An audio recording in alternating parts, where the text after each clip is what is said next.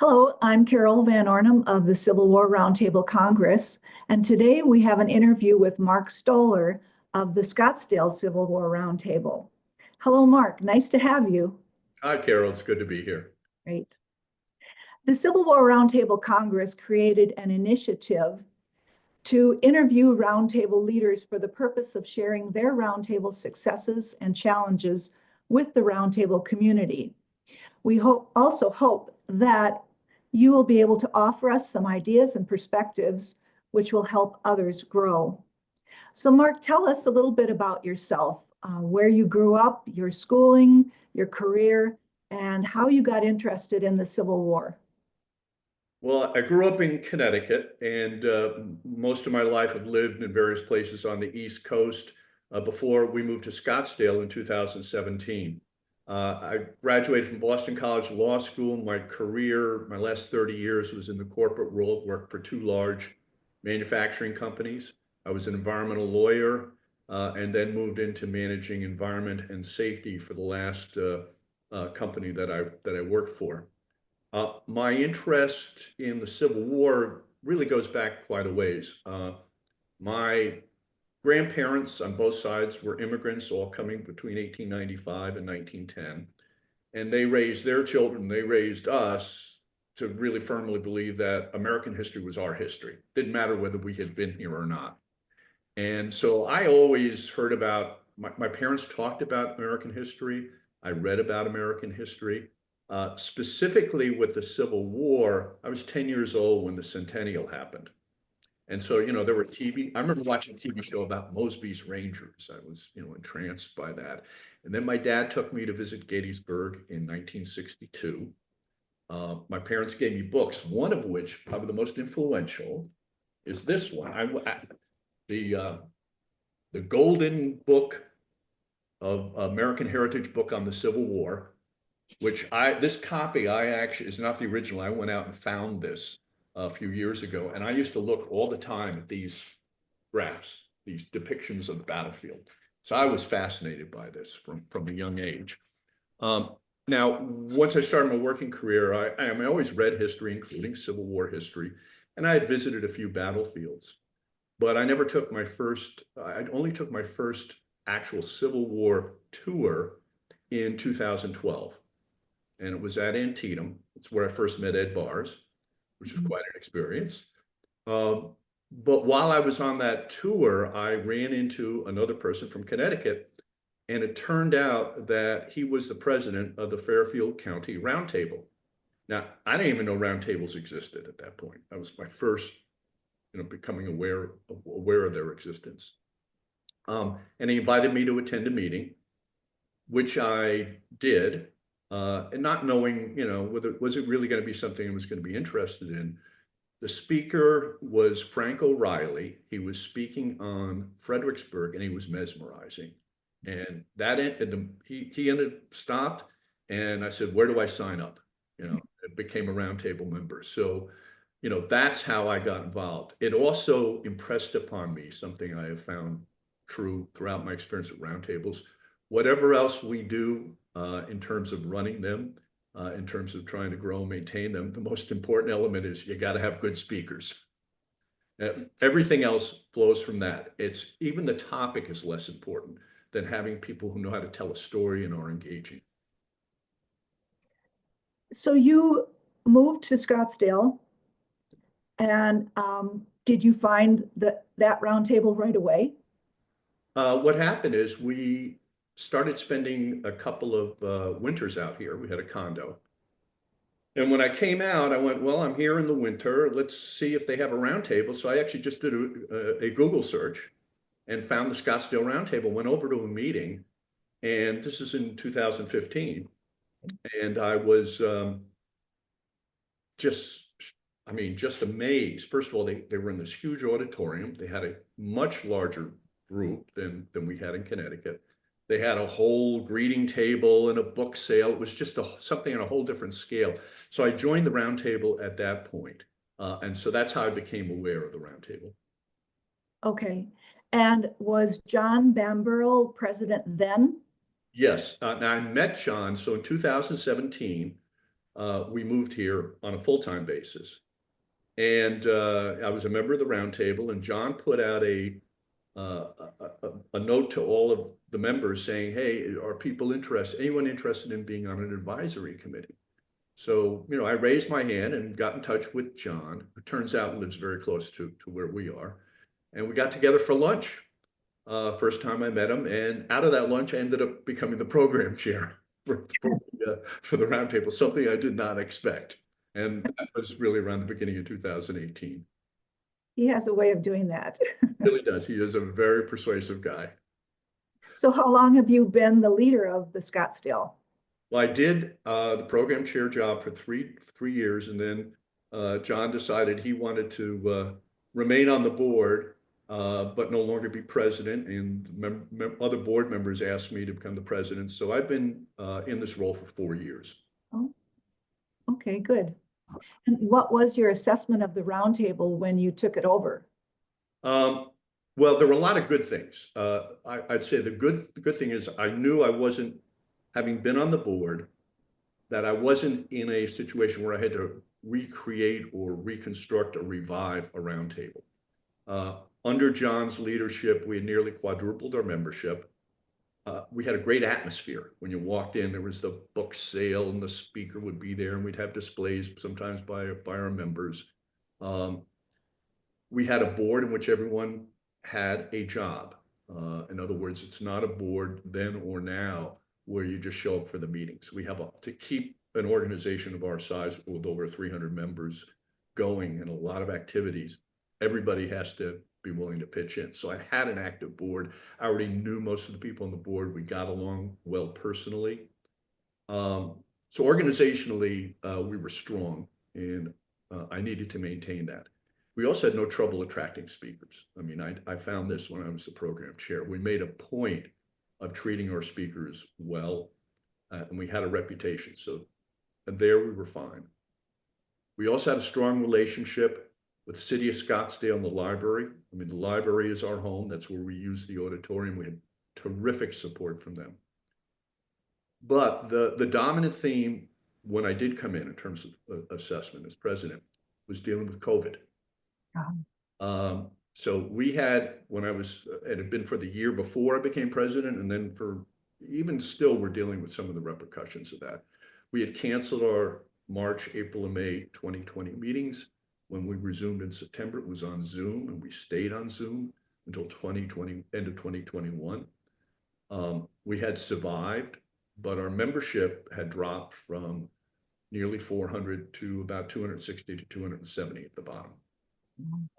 So we needed to rebuild our membership. That was my primary assessment, and for several reasons. I mean, financially, our biggest expense being in Arizona is bringing speakers in. Most of our speakers, we have a few locals. Some can come over from California for one night, but most we bring in from the East. So we're paying airfare. We put them up in a nice hotel for a couple of nights. Costs a lot to keep that going. We also were doing about $5,000 a year in battlefield and Civil War preservation donations. Now, many of our members do that on their own, but what I found was a very important thing, very positive thing for our members. They like feeling part of an organization that was making a contribution. So we wanted to be able to keep on doing that. And we also needed to remain a vital and an energetic organization. And like all the roundtables, we face a challenge with aging membership. So we needed to constantly have a flow of new members. We needed new board members over time. So that was, our focus and my assessment. And the good thing was our board, everybody on the board was on board with this strategy. Going back to the COVID part, for all the members that you lost, do you think it was because they didn't want to do Zoom, or they just didn't want to get exposed in person? I think there were a combination of things. Some did not want to do Zoom. We weren't meeting in person, so they weren't getting exposed. But I think another aspect is people became aware sitting at home. I mean, there are a lot of venues to watch Civil War speakers. And yeah, I think there's a value, even though we have continued simulcasting as we've gone back live, there's a value of having people together, and that there's a feeling of companionship. I'm part of something. And that is something that can, I think we found in COVID, not just with Civil War roundtables, can erode fairly quickly. And I think all that contributed to it. Sure.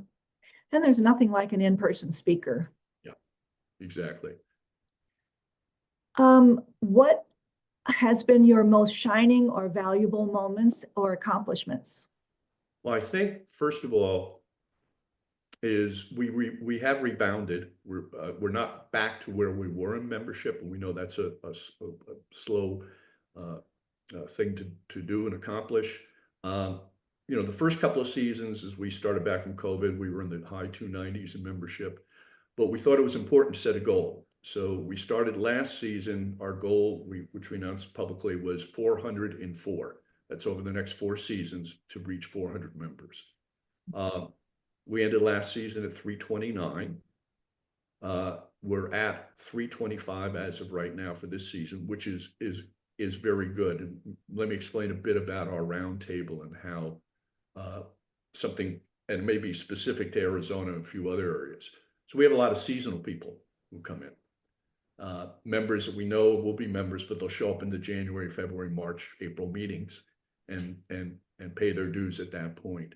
So we keep kind of a running tally through the end of the season, because we'll pick up quite a few members during the winter season here. So we'll finish. Our membership will be above that of last year. So we're on track to do that. Requires a lot of time and effort, because although mathematically it means you're adding 25 people a year, which may not sound like a lot, but we lose people every year for a whole bunch of reasons. We've done a lot of research and talking to people who are no longer members. And we have very few who reach a point, hey, I'm still here, I'm still, you know, healthy, but I just don't want to be part of this group anymore. We have very few of those, type of people who drop out. Most are moving, their health issues or other things that are happening. But we have to make up for that every year. So effectively, you know, we have to try to get about 40 new members every year to meet our goal. Along with that, the things we did, we accelerated our outreach. Our group has always been trying to be involved in the larger community, but we've done a lot more in the past couple of years, which I think has helped, because as what we find is we're in a huge metro area, but there are a lot of people who don't know we exist. Anytime we can get out to a group or an individual who knows other people and explain who we are, we're going to get some members. Now, we know now, it's not like we're going to get 20 at one swoop. It's a 1, 2, or 3 person at a time thing you got to do, but you have to be out there. And I can talk about some of the groups we've reached out to and are now involved with, if that's of interest. Yes, please do. So our target area for new members is a Central and East Phoenix metro area. That's nearly 3 million people. And we have gained members actually out during the Zoom period. We've gained members outside. So we actually have members we have a member in Brazil, one in Venezuela. We have East Coast members now. We want to keep those. But our target area is Central and East Phoenix Metro. So we become actively engaged with the Arizona Historical Society. In particular, we're supporting National History Day. So this year, members of our organization will be 15% of the judges for National History Day. These are for students in 8th through 12th grade, a nationwide competition. And we've also talked with them about a possible joint program built around Arizona's becoming a territory, or the redesignation of the Arizona currently, which happened during the Civil War. We're also working with the Scottsdale Historical Society. We've been involved with the Sons of Union Veterans of the Civil War. In fact, last weekend, the Sons of Union Veterans of the Civil War and the Scottsdale Roundtable did a joint kind of recruiting appearance at the Mesa Marketplace here, which is a place with 800 vendors with a draws huge crowds. And we both worked together on this so we could make people aware of our organizations, hand out materials, sign up people.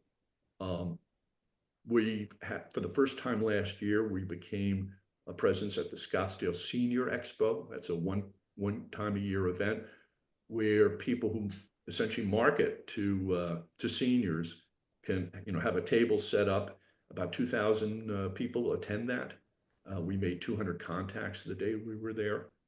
We had a very popular exhibit because I would say some of the other senior things weren't as upbeat as we were. We're involved with the Arizona Civil War Council now, which we've been in contacts there. They are the reenactor group in Arizona. The Scottsdale Museum of the Western Spirit, which is a Western museum, one of the best in the country. And we now do some mutual listing of each other's programs, to reach our audiences. And we're going to do a joint program next year, which we'll soon be announcing the substance of that. I've now made contact there for the first time a couple of years ago. The city of Phoenix named a historian, and we now meet regularly. He's put me in contact with some other people and groups that I think will help us. And we've actually published an article of his in our newsletter about the founders of Phoenix, because most of the founders of Phoenix, which started in the late 1860s, early 70s, were Civil War veterans. And so we were able to tie in, the area here, which quite frankly didn't have a large presence in the Civil War, but there are many connections. We've also reached out to one of the largest retirement communities in Phoenix, and we built a relationship with them. We have a number of members from their group now, and they're putting together for one of our meetings this year. They're going to have a whole bus of load of people come down for that. So we're doing a lot. And that's, to me, is one of, something I think has been a real accomplishment. We have to be patient because it's slow. And the other thing is, and this is where you need an active board, it's not something I can do by myself. You have to have board members or members of your group who are really willing also to spend some time developing these contacts. So the other thing I would mention is we had a strong board when I became president. I think it's even stronger now. There's a lot to keeping this organization going. And as I mentioned, everybody on the board has some tasks to do, whether it's at our monthly meetings or in between. I mean, we have a monthly newsletter, we have press releases, we have social media, we have, our obligations as a nonprofit. We have to be very good on our accounting, our treasury. We have to do prompt reimbursements of our speakers. So it's just a lot to keep things going. Yeah. I want to go back to one of the partnerships you had, which was the National History Day. And you talked about creating a new territory of Arizona. Can you tell me more about that? Before the Civil War, there were Arizona and New Mexico had a different configuration as territories than they do now. So they were on a east-west basis, not side by side. So what's now southern New Mexico and southern Arizona were one territory, and northern New Mexico and northern Arizona were a territory. When the Confederates invaded in 1862, they formed the Confederate Territory of Arizona, which ran from southern New Mexico through Tucson, which they occupied for a few months. When they finally withdrew for a number of reasons, in 1863, the US Congress reconfigured the Arizona New Mexico territories so they look like the states that we have now. So they became north-south adjacent states instead of east-west states stacked on top of each other. And so how does that relate to the National History Day? What do you want to do? That relates to more the Arizona Historical Society. When we talked about perhaps being able to do some kind of event that they could sponsor, that we could be a part of, built around Arizona and the Civil War and the impact that it had on the history of Arizona. So The National History Day, students can make presentations on any number of topics. We wanted to engage, because many of our members are interested not just in Civil War history, but in history. And so we wanted to engage and build a partnership with the Arizona Historical Society. And that was one of the main ways we could do that. Now, in addition to the general competition that goes on, we also have set up a special award from the Roundtable to students for the best Civil War related historical project within that competition. So we will have, our name will be actually on one of the awards and within the larger competition. Very nice. How has there been a continuing challenge for Scottsdale besides you talked about the members aging out? I think that yes, there has been, and it's been I feel pretty good about the challenge, as I mentioned, of regrowing our membership. What has lagged is actual attendance at our events. We used to have January through March would be our peak months, and we would regularly have over 200 people in attendance. Now we're peaking around 125. So our attendance dropped off more than our membership. It's coming back, but slowly. I think habits changed during COVID. People got used to being at home. There are some people, for health reasons, others who are still reluctant to be in large groups. My conversations with a lot of other senior organizations, not just roundtables, have led me to conclude it's a larger problem. Venues with younger people, concerts and stuff, all seems to have come back. But for older groups, there are a lot of more senior-oriented groups that are struggling with attendance. We're trying to, rebuild that and have people have confidence, but it's slow. It's slow. We'd love to be back in the days when we're going to have 200. We don't know if that will happen. So again, it's an interesting disconnect in that if you look at the drop off in attendance has been larger than the drop off in our actual membership. We did decide, for a number of reasons, once we came out of being exclusively on Zoom, first of all, we created a YouTube channel.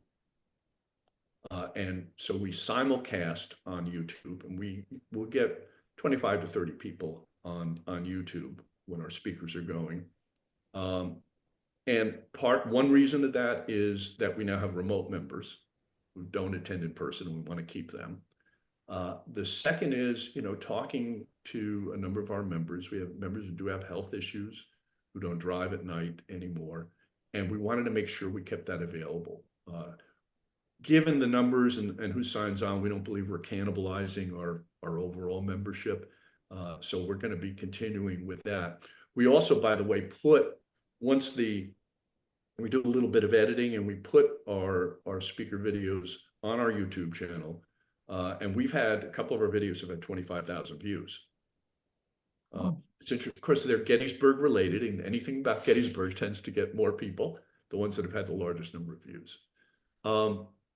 I think we have the challenge, as I mentioned, of board members, as we turn over of being able to recruit new board members, and that it takes a lot of effort to recruit people in. We've got some good new board members, but we have to keep doing that. And you just have to keep at it. But the main challenge is we'd like to see our attendance in person increase more. Have you ever given thought to creating a carpooling system or something like that? Because I know you have a lot of traffic there, and they don't like to drive at night. That's an interesting idea. We'd have to look at that. Our membership, because we're scattered all over, less than half of our membership is actually in the city of Scottsdale. We have about 25% in, or about 20% in the East Valley, which are towns like Chandler and Mesa. We have about 25% in Phoenix, and then the rest scattered around. So we have a huge geographical catchment. I actually do know of one former member who, if they could commute or get a ride, could rejoin. They're in an area where I look to see if we have other members, and there's no one really near there. But it's actually a thought. We have a board meeting coming up on Saturday, and I'll mention this to them. So thank you for the suggestion. Sure. You're welcome. Is there anyone in your sphere who's been a mentor or an inspiration to you? And if so, in what way? Well, really, I'd say two people. When I took over as program chair, when I first got involved with the board, our predecessor was Don Swanson, who had held the role for a number of years. And when I came into it, and Don became a member and is still a member. When I came into it, Don had a whole book. He had everything he had form emails. He had the lists of all the speakers, evaluations of the speakers, huge amount of background that made it, and an outline of here are the steps, because it's not just booking the speaker. We have to make arrangements, and there's a whole lot of things involved with this. So it made it much easier than just having to come into the job cold. And then during the first year, 18 months I was doing it, he was a great help to me, because I'd call him and I'd say, hey Don, this is going on with this speaker. Have you had this kind of experience before? What do you do? So an immense help to me in doing that role. And the other person is John Van Burl. John, I came into a very good situation, as president. And watching how he built the roundtable, and just him being an advisor and friend to kind of help coach me through both the program chair and then persuading me about becoming president, and really being an immense help all along. He lives very close, so he and I still travel together to all the roundtable events. So we have a lot of time we talk, and he's just been an invaluable help and mentor to me. Do you have terms? How long will you be president? As long as you want, or are there terms? We have 2-year terms for board members and for officers. So my term expires in May of this year. I've been president for 2 terms, but they're not term limits. Okay, good. That's kind of what I meant. Thank you. So where do you see your roundtable in the next 5 years? Besides all members coming and up to 400. Well, that is the thing. What I would like to see in the next 5 years is we have met our goal. With 400 members, it's a financially, we are financially sustainable for the long term. I should add, we've been very fortunate. Our members are often don't just pay dues, they make donations above that. And that's been a huge help. So we're sound financially. But I think everybody on the board wants to look down the road and just know, hey, this is just solid on a cash flow basis going forward. 400 members gets us there. So that remains the goal. Second is, we've done a lot of outreach. We're connected now with a lot of other history-oriented organizations in Arizona. We want to expand that. And I'd love to, over the next 5 years, to be able to put together with one or more of these groups some type of special program that we do that's, say, built around Arizona history and the Civil War, or that we find some common grounds to do something outside of our usual mode. And that would allow us to reach a new audience, because that's the key. How do we use all this outreach to reach audiences that haven't heard of us? Once we do that, we'll pick up members, but you got to find the people first. I guess the third is to have my successor in place. at some point in those 5 years. So those are the main goals. For the special program that you might have, would that mean co-hosting with the historical societies so that you get all members from everywhere? Yes, it might mean something like that. It could mean, there's another initiative that we haven't, I've talked about with the board that we explore with some people, don't want to announce publicly, but if we could pull it off, we might not be the people jointly, but we'd be one of the main sponsors of. So it's a brand, it's branding us in kind of a new way to an additional audience. I should mention on the outreach side, one of the things we've also done a lot of, we have two smaller roundtables in Arizona. The Sun Cities Surprise Roundtable, which is in the West Metro area, and the Tucson Roundtable. And both of those have about 40 or 50 members. They use mostly local speakers. And so we help support both of those. So for instance, the vice president of our roundtable, who lives out in the West Metro area, is also the vice president of the Sun City Surprise Roundtable. John Van Burl has done a lot of work to help support and do social media on behalf of that Sun Cities Roundtable. We also have a great collaborative relationship with the Tucson Roundtable. I try to attend a couple of meetings of both I'm a member of both roundtables, and I try to attend a couple of meetings of those roundtables each year. They have some excellent local speakers. I was down at the Tucson Roundtable in January. They had a speaker on religion and the Civil War, a topic we hadn't explored at the Scottsdale Roundtable. Outstanding local speaker on that. So we have good. Have you considered speaker sharing with them? We have a couple of people. We try to see if we could work out the timing so that we can do that.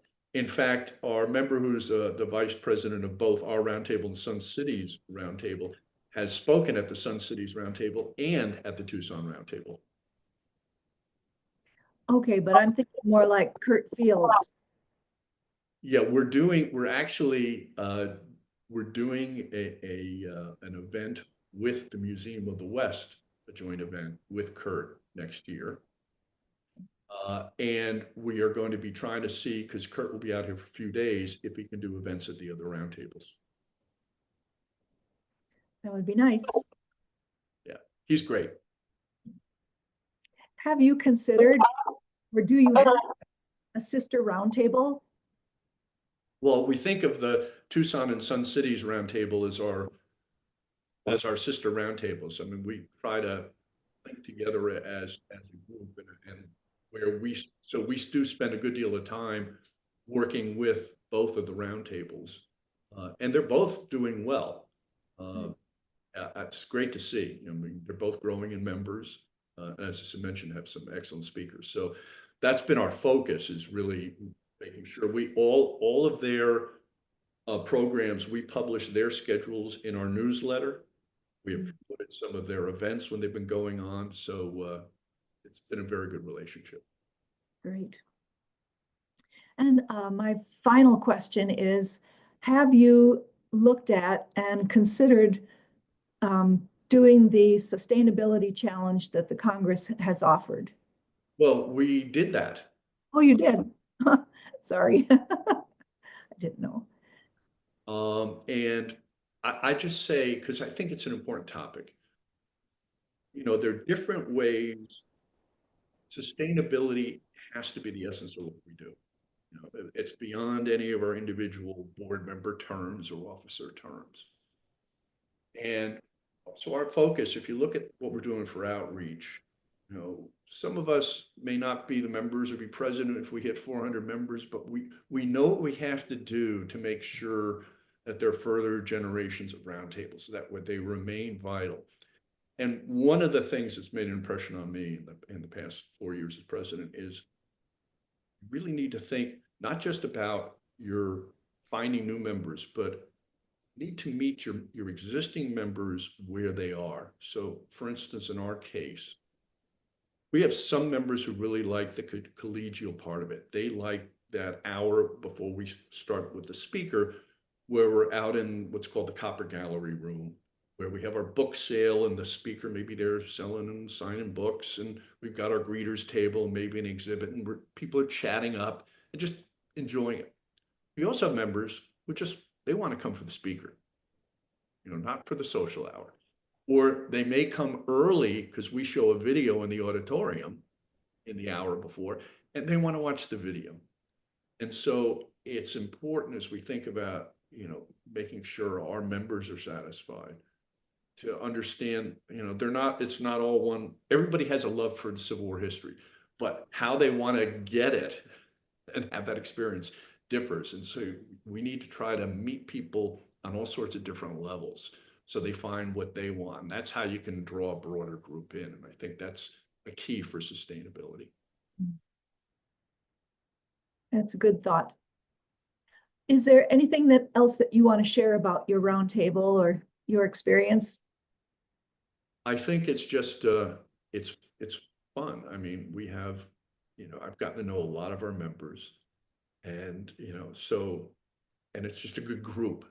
You can tell people like the experience of coming in once a month.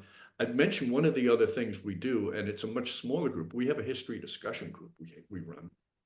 So, except I think maybe there's 2 months we don't do. I think in December and May we don't do it. Every other 7 months of the year, a week after our main meeting or speaker meeting, we can convene we have a room at a local restaurant, and it's led by one of our members, and it's a topic kind of based off our last speaker. But we just invite members to come in for about an hour and a half. We sit and talk. And the discussion goes where the members want it to go. So sometimes we go completely off topic. Maybe 12 people. It's very informal, but it's a way to engage, to get member involvement, to get to know each other a bit better. A lot of fun. Our next one actually is tomorrow night, and it's on the last couple of months of the Civil War in the East and the Western theaters. And it's kind of a rolling. We've had topics that have gone completely, or the discussion has gone completely on other topics, but that's great because it's what people are interested in. So all those types of things are fun, and I've enjoyed it. I've enjoyed it greatly, and made friends out of this, and meet a lot of interesting people. Good experience. Great. Well, Mark, thank you so much for joining us today. It was really interesting and fun, and Scottsdale is one of the best. Well, thank you. Thank you. Well, we're trying to work hard to make sure we maintain that reputation. Thank you, Carol. Thank you.